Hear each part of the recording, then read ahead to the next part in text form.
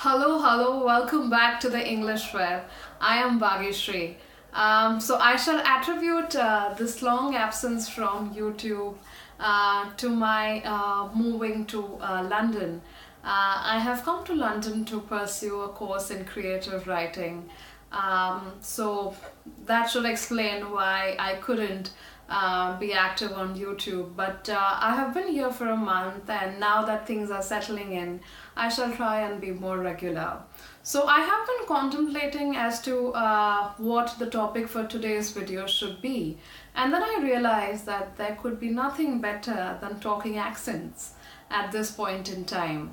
Now a lot of us have tried to adopt the British or the American accent, at least at some point in our lives. And I mean, to be honest, one of the reasons that I can see why a lot of us have done that is because we've always thought that, this is the British or the American accent is the more accurate accent, or for the lack of a better word, we've tried to just fit in. So let me just say that English is native to the Britishers and Americans. India has not used English as its first language ever. But in today's day and age, English is widely spoken in India among many other countries, and we cannot overrule that fact.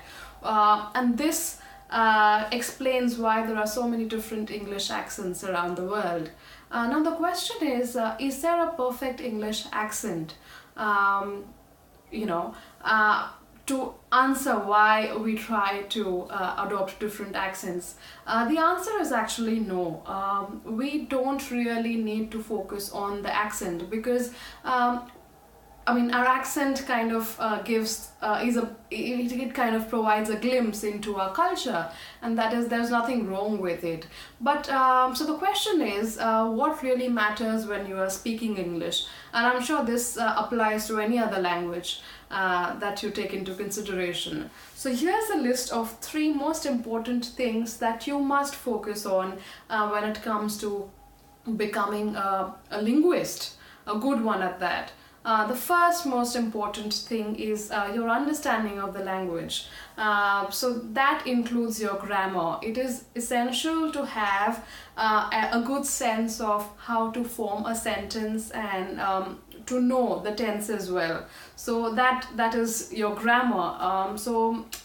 You really can't do much with a language if your grammar is not in place. So in order to be able to become a good speaker of a language, the first and the most important thing is ensuring that you have your grammar is in place. Nothing can beat the importance of that aspect. Coming to the second aspect, which is the aspect of vocabulary. Now, once your grammar is in place,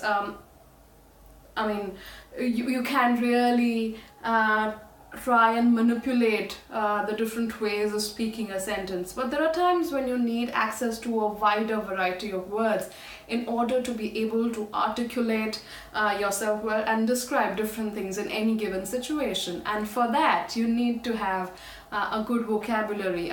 That just adds to your command of the language.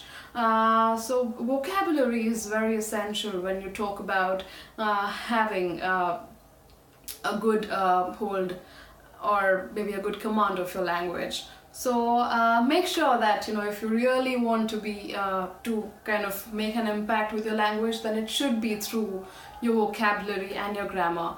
And now coming to the third bit, which is also the last bit, it is having a grammar in place, having a good vocabulary, and having a well-modulated voice can be a serious or a fatal combination. It can do wonders to your language. Now, what is voice modulation?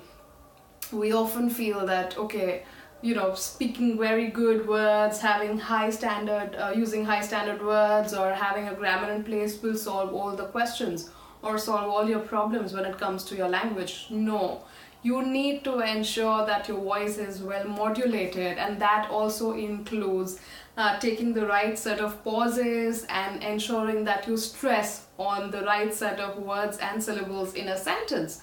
Now, what do you mean by that?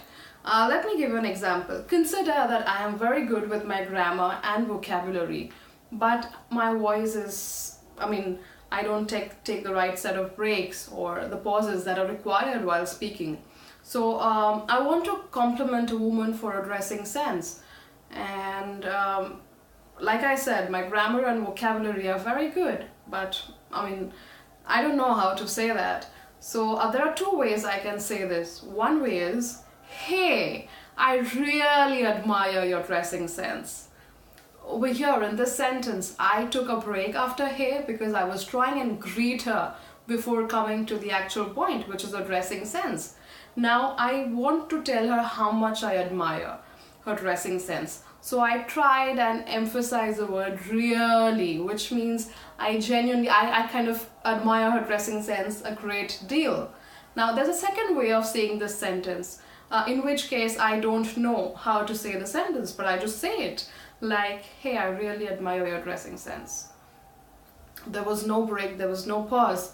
No doubt I spoke the same words, but was the impact the same? No.